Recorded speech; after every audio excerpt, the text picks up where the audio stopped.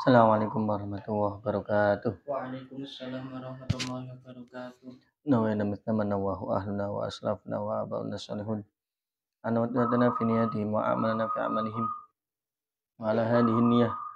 Wa kullin salihah min khairati dunya wal akhirah. Liridho illahi ta'ala wa li syafa'ati rasulillah. Sayyidina Maulana Muhammad ibn Abdullah sallallahu ta'ala alaihi wa alihi wasallam. Wa abaihi wa ikhwani min anbiya wal mursalin. Wa azwajihi wa ahli baitihi. Wa alihi wa sahbihi wa dhurriyyati ajma'in. Thumma ila hadratil awliya wa syuhada wa salihin. Khususan minhum Sultan Aulia Sayyidina Syamsul Qadir Al-Jilani wa sanla hadrati jami'il ulama al-qurra al-fasyan wa hadisin wal mustahidina muqladin biddin wa man indasaba ilaihim thumma ila hadrati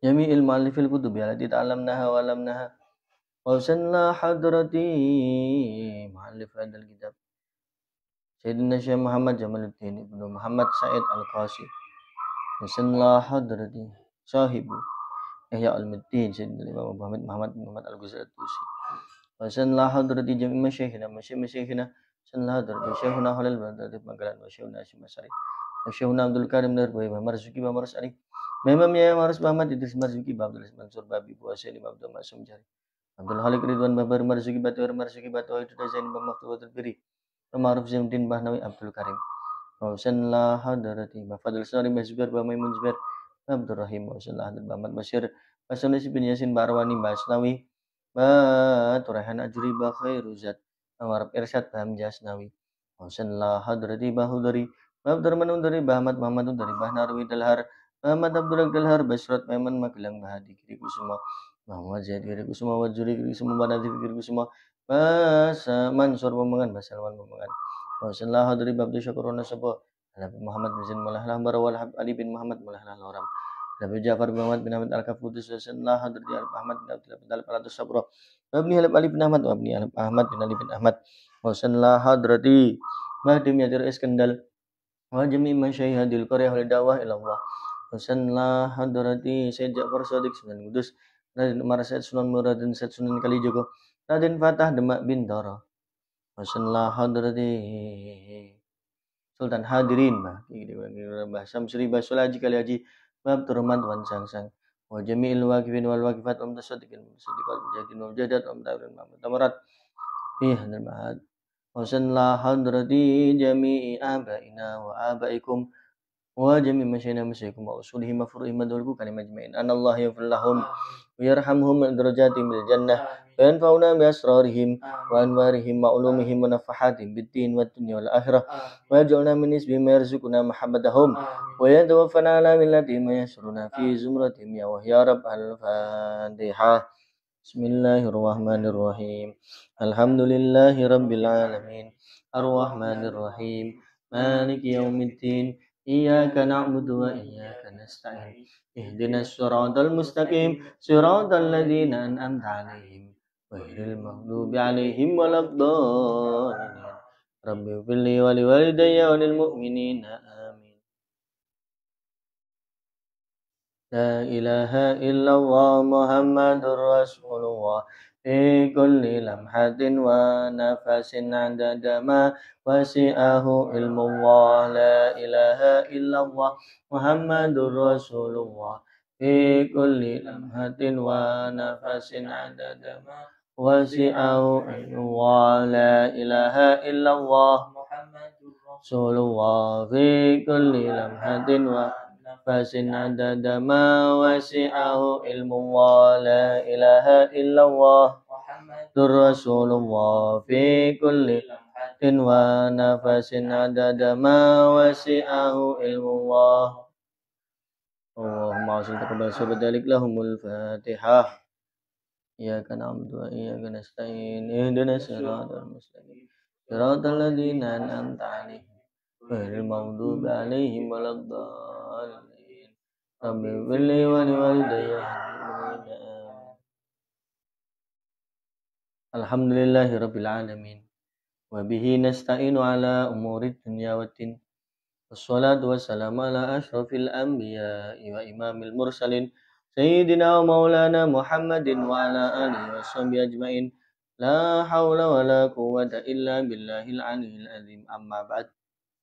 Monggo sadherepun ngaos estu kita niat sareng-sareng murid ridhonipun Allah, murid syafaatipun Rasulullah sallallahu alaihi wasallam.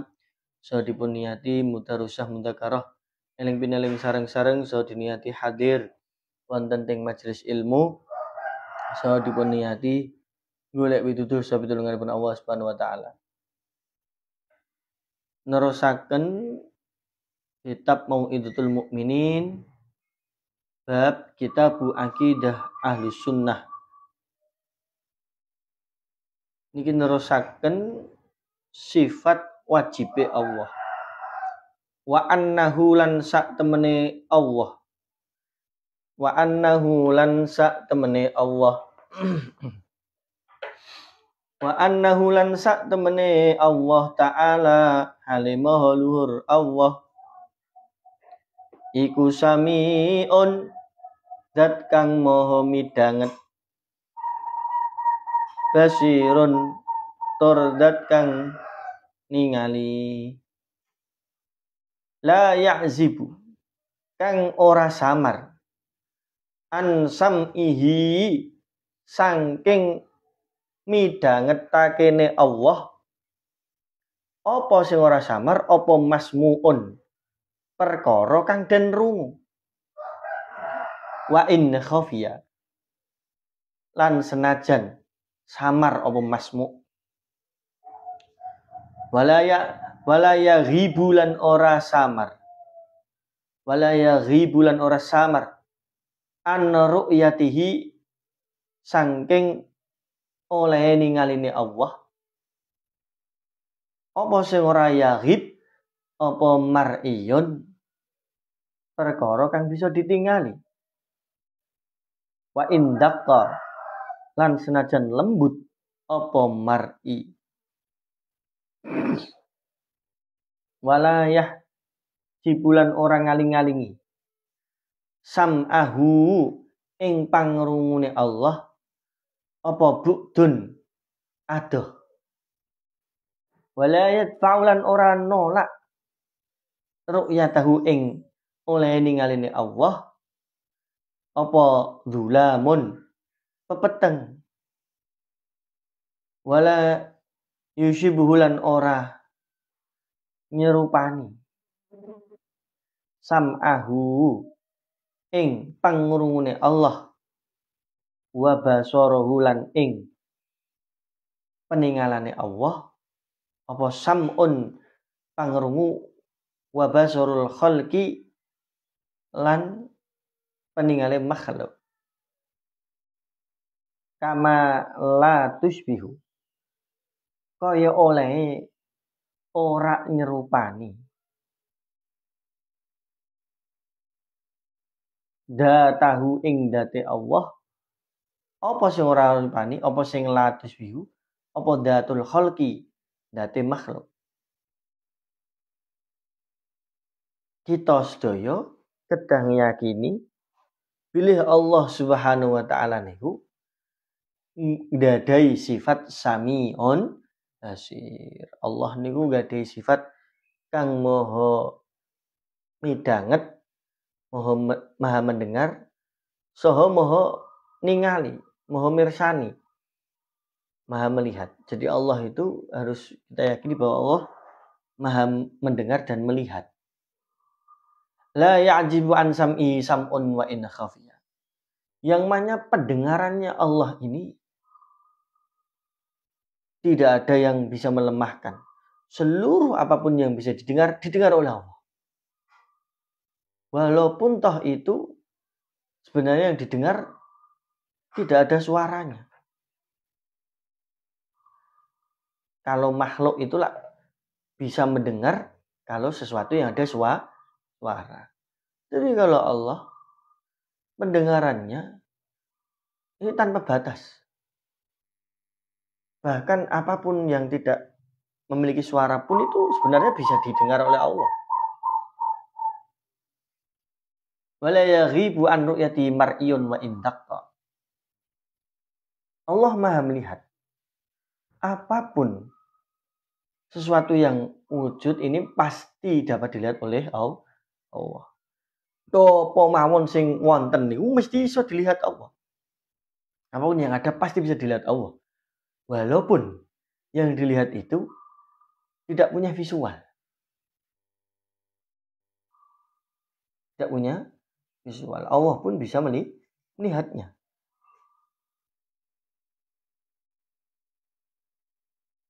Wala yahjubu sam'ahu bu'dun.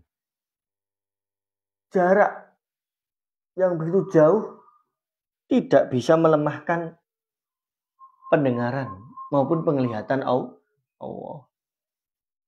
Jadi kamu mau ngumpet dimanapun Allah pasti melihat.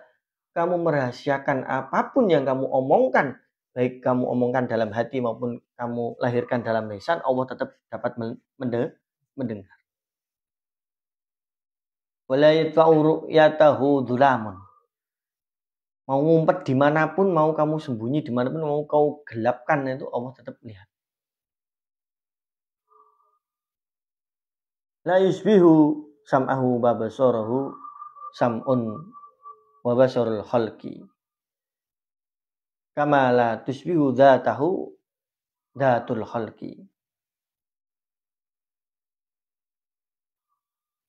Sifat sama basore Allah niki boten sami kalih sama basore manusa. Sifat sama basornya Allah tadi. Allah Maha mendengar, Allah Maha melihat. Melihatnya Allah dan mendengarnya Allah ini tidak sama dengan pendengaran dan penglihatan makhluk. Kalau kita melihat, kita mendengar, ini butuh alat bantu. Ya tuh, kita dapat mendengar dengan telinga. Butuh telinga. Dan kesehatan telinga itu juga kita butuh. Buktinya ada orang memiliki telinga tapi bermasalah, bisa dengar enggak? Nah, orang tuli enggak bisa dengar. Kita melihat butuh mata. Kadang-kadang orang punya mata tapi matanya rabun atau matanya buta. Ini juga tidak bisa melihat. Tapi Allah mendengarnya tidak butuh telinga, melihatnya tidak butuh mata. Ini Allah.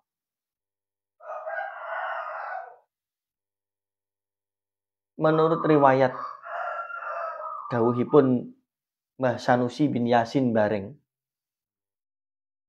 niku dawuhaken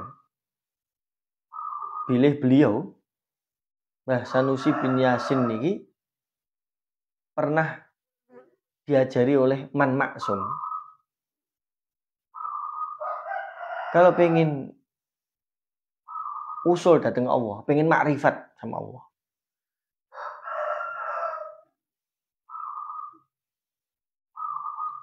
sebenarnya bisa dengan dua sifat ini. Orang, intinya gini, intinya dawuh beliau kalau saya pahami gini. Menurut niku Mbah Sanusi bin Yasin diajari Man Maksum. Kapan wong niku kok memahami betul-betul bahwa Allah niku Samiun Basirun. Niku tiyang ma'rifatullah. Niku tiyang badhe dados tiyang ingkang wusul dhateng Gusti Allah, ngertos sejatosipun Allah. Lho nggih. Nalika dua sifat ini kita pahami bahwa Allah Maha melihat tanpa batas, tidak terpengaruh oleh jarak, tidak terpengaruh oleh apapun, seluruhnya pasti bisa dilihat Allah. Mau ngumpet kemanapun Allah melihat. Allah Maha mendengar. Semua yang ada didengar oleh Allah. Walaupun yang tanpa suara pun itu Allah bisa mendengar. Nah, ketika dua sifat ini betul-betul dipahami oleh kita, maka orang yang sudah memahami dua sifat Allah ini dan selalu diingat bahwa Allah itu Sami'un Basir, maka itu orang akan menjadi yataqarrabu ila Allah. Maka orang yang memahami dua sifat ini pasti akan mendekat pada Allah. Dia nggak akan berani maksiat. Iya, mau maksiat gimana? Mau ngumpet dimanapun Allah ngerti. Kamu mau maksiat secara diam-diam tanpa ada suara, tapi dalam hati menghujat Allah, ya dosa. Allah mesti dengar. Makanya kalau orang sedang bermaksiat itu sebenarnya orang itu sedang lupa bahwa Allah Maha melihat, Allah Maha mendengar. Istilah kata gini. Kalau ada karyawan kerja di pabrik. Di pabrik itu dilengkapi CCTV. Si karyawan sadar betul bahwa sedang dipantau CCTV oleh bosnya. Apa kira-kira si karyawan itu berani leda-lede? Berani? Ora wani mesti.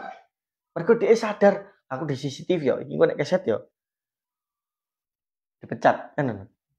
Begitupun kita. Kalau kita merasa dipantau oleh Allah, selalu dilihat dan selalu didengar, pastilah tidak akan neko. Nah, maka orang yang sedang bermaksiat itu imannya memang sedang turun. Terutama lupa bahwa Allah Sami'un Basir. Ngumpet, melakukan maksiat dengan ngumpet. Ya tidak ketahuan manusia lain, tapi Allah ngerti. Maka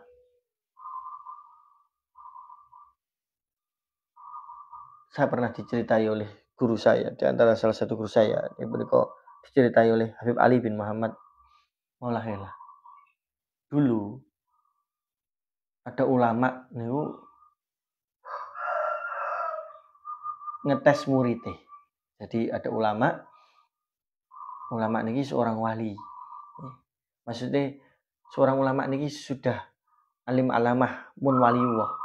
Muridnya pun niku muridnya ulama tersebut juga akhirnya banyak yang menjadi wali sampai mencapai derajat kewalian.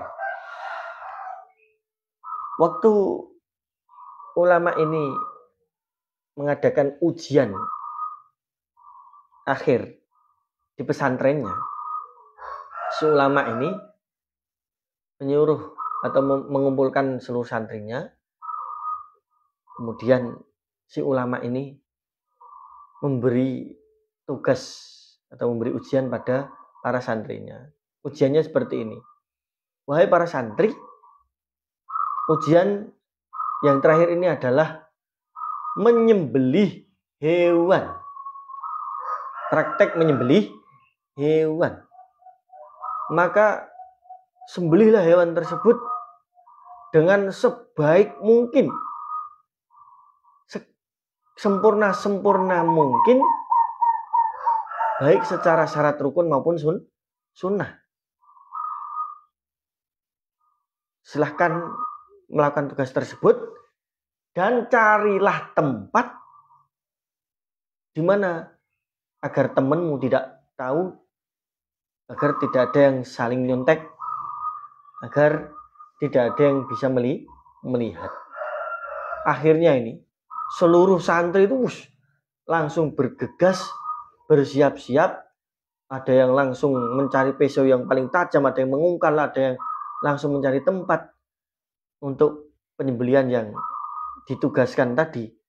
Ada satu murid itu malah stagnan. Ada satu murid malah diem aja.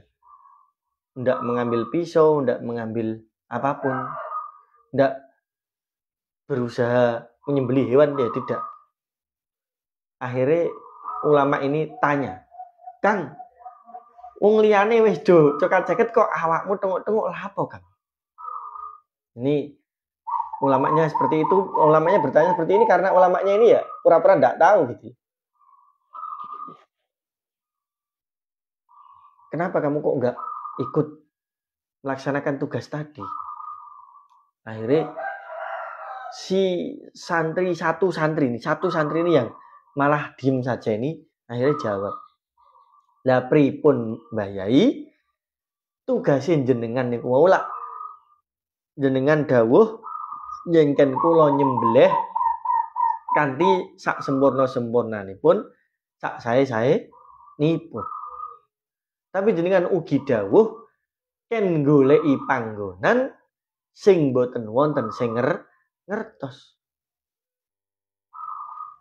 Lah, kula niki nggih boten saged teng pundi-pundi, boten saged nglampahi napa mawon. Mergo kula badhe ngumpet teng pundi mawon, golek panggonan teng pundi mawon, tetep wonten sing mirsani, tetep wonten sing ngerti. Lah sapa kuwi sing ngerti nalika kowe wis ndelik? Akhire ulamae dawuh ngono gurune. Si murid jawab, "Lah Allah niku lak jenengan terangaken Allah niku Maha mirsani." Oh, ngono ya, Le. Nah, akhirnya si ulama niki gurune niku wau menyatakan dari seluruh santri yang lulus hanya ini. Dia tidak terjebak dalam fikih saja. Tapi tauhidnya sudah matang. Sehingga sing akhirnya dinyatakan lulus niku malah si murid yang diam saja ini tadi. Murid-murid yang lain tadi terjebak oleh fokus fikih saja. Nalika soalnya kan mau awal soalnya terlihat fikih, bab dabhu. Tapi di akhir disuruh cari tempat yang mana tidak ada yang melihat sama sekali. Padahal mau kita ngumpet dimanapun Allah niku basirun la yaghibu an ru'yatihi mar'iyun wa indak paham. Mula nek pengen wusul dateng Allah ya fikih ya jalan, tauhid ya jalan, paham.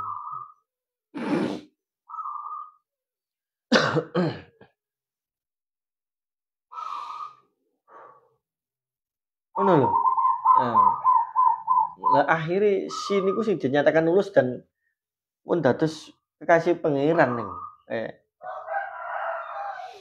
Wa annahu lan sak temene Gusti Allah Ta'ala halimu luhur Allah iku mutakallimun dat kang moho ngudaneni dat kang moho dawuh iku mutakallimun dat kang dawuh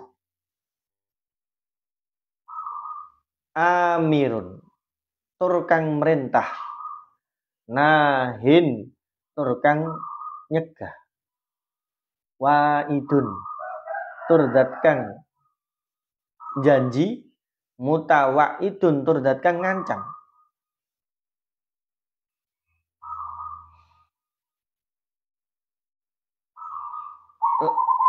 Kita kedah meyakini bilih Allah niku mutakallimun. Bilih Allah niku dat sing maha dawuh. Allah itu maha berfirman. Allah itu maha berfirman. Maka Allah tidak, jangan kau bayangkan seperti benda mati. Allah itu selalu berkomunikasi. Allah selalu berfirman. Amirun nahin. Allah memerintah. Allah juga melarang. Wa'idun mutawa'idun. Allah berjanji, Allah juga mengancam. Jadi setiap saat Allah niku berkomunikasi. Allah itu berfirman. Allah itu dawuh-dawuh dengan para makhluknya. Jika kamu bantah, lupa saya kok nggak dengar Allah berfirman apa ini? Kita saja yang tidak bisa memahami karena banyak dosa. Nah, maka ayatnya Allah itu tidak selesai. Ayatnya Allah itu setiap saat jalan terus. Kita harus ingat bahwa Allah itu punya ayat kauniyah dan ayat kauniyah. Ya, kalau firman Allah yang berupa kitab sudah selesai. Diakhiri dengan kitab Al-Qur'an. Tapi firman Allah yang berupa kauniyah, berupa dari eksistensi dari perwujudan sesuatu seluruh perkara yang ada ini Allah berkomunikasi terus dengan alam semesta. Melalui alam semesta ini Allah berkomunikasi dengan kita. Lah Allah Maha Dawuh ini, Allah berfirman ini, firmannya Allah itu bila sautin wala harfin, tanpa suara dan tanpa huruf. Maka jangan kau bayangkan bahwa Allah itu firmannya terus Rupa ngomong ngono, dim-dim ya ora to.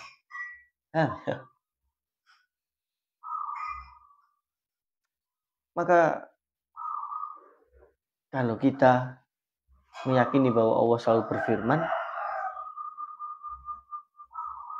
maka kita akan paham bahwa eksistensi alam semesta ini menjadi perwujudan firman-Nya Allah terhadap kita semua. Misalkan contoh, kamu naik motor kebut-kebutan, naik motor kebut-kebutan, sudah dibilangin orang banyak, enggak mau merubah. Sudah dibilangin orang tua, jangan ngebut, kebut-kebutan ini bahaya. Dibilangin tetangga enggak percaya. Tahu-tahu suatu saat ngebut di jalan. Terus ada orang lebih ngebut dari kamu. Sehingga nyalip kamu. Setelah itu di depan matamu, orang yang ngebut tadi mengalami kecelakaan. Ini sebenarnya firman Allah. Mengingatkan kepadamu bahwa ojo ngebut itu rapik iso benjut. Oh, ini karo ngomong ngono. Jadi kejadian itu adalah firman Allah yang mengingatkan pada kita bahwa hal semacam itu loh jelek. Paham betul? Ini diantaranya. Kalau kita memahami bahwa Allah selalu berfirman, maka kita akan menjadi orang yang bijak. Maka kita akan menjadi orang yang selalu tadabbur, watafakkur fi khalqillah. Maka kita akan selalu berpikir tentang makhluk Allah ini, ada apa di balik ini semua Allah menciptakannya. Ada pesan apa ini dari Allah untuk kita dari kejadian ini, dari makhluk ini. Maka Allah itu selalu berfirman. Sehingga ketika kita sholat, kok kita paham bahwa Allah itu mutakallimun, maka Allah berkomunikasi pada kita. Tidak hanya kita yang munajat pada Allah, tapi Allah pun juga komunikasi pada kita. Ketika kita membaca ayat Iyyaka na'budu wa iyyaka nasta'in, kita akhirnya merasa bahwa kita diingatkan oleh Allah bahwa hanyalah menyembah pada Allah, hanyalah minta tolong pada Allah. Dan ketika kita membaca Quran, ya betul-betul kita merasa kita didhawuhi Gusti Allah. Wa annal Qur'ana lan sak temene Quran, wa Taurat lan kitab Taurat, wal Injil lan kitab Injil, wa Zabur lan kitab Zabur, iku kutubuhu. Iku kutubuhu bira-bira kitab Allah al-munazzalata kang den ini iku kutubu bira-bira kitab Allah al-munazzalatu, sifatnya kutubu iku al-munazzalatu kang den turunake apa kutubuhu ala rusulihi ing atase bira-bira utusane Allah alaihim iku muga tetep ing atase rusul assalamu tai robo keselamatan. Kutubuhu al-munazzalatu ala rusulihi mau bi kalamihi lawan dawe Allah alladzi kang huwa utai kalam iku sifatu dzatihi, iku sifat dzati Allah, la khalqun ora makhluk min khalqi saing berbeda makhluk Allah. Wa annal Qur'ana lan sak temene Quran iku kalamullahi, iku dawe Allah, laisa ora ana apa kalam Allah iku bi makhlukin lawan makhluk. Fa ya bidu mongko sebabe bakal rusak apa kalammu ngono ora. Fa ya bidu mongko sebabe bakal rusak apa kalammu ngono ora. Wala sifatin lan ora ana apa kalammu iku kelawan sifat ni makhlukin kedhe makhluk. Bayan kudu mongko sebabe entek apa kalammu ngono ora. Seluruh kitab Allah, Al-Qur'an, Taurat, Injil, Zabur niki sedaya kitabipun Gusti Allah. Quran, Taurat, Injil, Zabur dan suhuf-suhuf suhufnya Nabi Ibrahim, suhufnya Nabi Musa, seluruhnya itu kitabnya Allah yang diturunkan pada Rasulnya.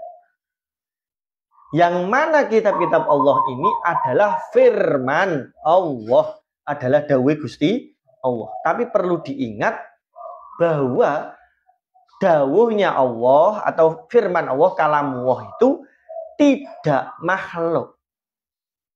Nah, kalamullah bukan makhluk. Tapi memang itu bagian dari Allah. Qadim. Qadim. Maka Quran itu kalamullah. Sehingga kalamullah ini bukan makhluk. Juga bukan sifat. Kalamnya Allah itu sebenarnya bukan makhluk dan bukan sifat, tapi bagian dari zatnya Allah. Allah memiliki sifat kalam, mutakalim, yang maha berfirman. Tapi firmannya Allah ini bukan makhluk, juga bukan sifat. Paham betul? Tapi memang itu bagian dari zatnya Allah. Sehingga Al-Quran niku qadim. Lah firmannya Allah niku, dawuh Allah niku bila sautin wala harfin. Tanpa suara dan tanpa huruf. Nah Pak, itu kok di Quran ada hurufnya, ada suaranya, bisa dilafatkan. Yang kamu lafatkan, yang kamu suarakan itu namanya lafat Al-Quran. Kalau lafat Al-Quran niku makhluk diciptakan oleh Allah dan dibuat baru. Nah, tapi yang dinamakan Quran itu bukan yang kamu lafalkan. Yang kamu lafalkan itu namanya lafat Al-Quran. Terus yang kamu pegang, bisa kamu bolak-balik, itu namanya mushaf Al-Quran. Nah, Al-Quran itu ya isi dari itu. Nah, maka Al-Quran itu progresif. Maka Al-Quran itu tidak lekang oleh waktu. Selalu bisa eksis, selalu bisa menjawab apapun problematika umat. Walaupun 100 tahun lagi, Al-Quran tetap akan selalu up to date dan selalu valid.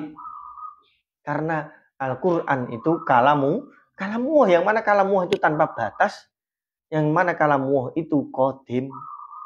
Lah yang kamu baca itu namanya lafat Al-Quran. Allah menciptakan lafat Al-Quran agar kita bisa memahaminya. Nah, lafat Al-Quran itu diciptakan oleh Allah, terus disampaikan oleh Kanjeng Nabi. Tapi kalau yang Al-Quran itu sendiri, isinya itu adalah kalamullah. Yang mana itu yang bisa menangkap hanya Rasulullah Muhammad SAW. Kemudian Allah menciptakan lafaz Al-Quran yang itu diciptakan oleh Allah dan disuruh disampaikan oleh Kanjeng Nabi. Paham betul? Yes. Kita harus yakini bahwa Quran itu qadim. Quran itu kalamullah. Nah, kalau itu Ahlussunnah Jamaah, kalau Mu'tazilah menganggap bahwa Quran itu makhluk. Kalau kita dibantah, loh, wong itu Al-Quran kan ada suaranya, ada lafadznya. Kita jawabnya seperti itu. Yang kita baca bukan Quranan, tapi lafadz Al-Quran, lafadz yang di situ mengandung isi dari Al-Quran. Paham betul?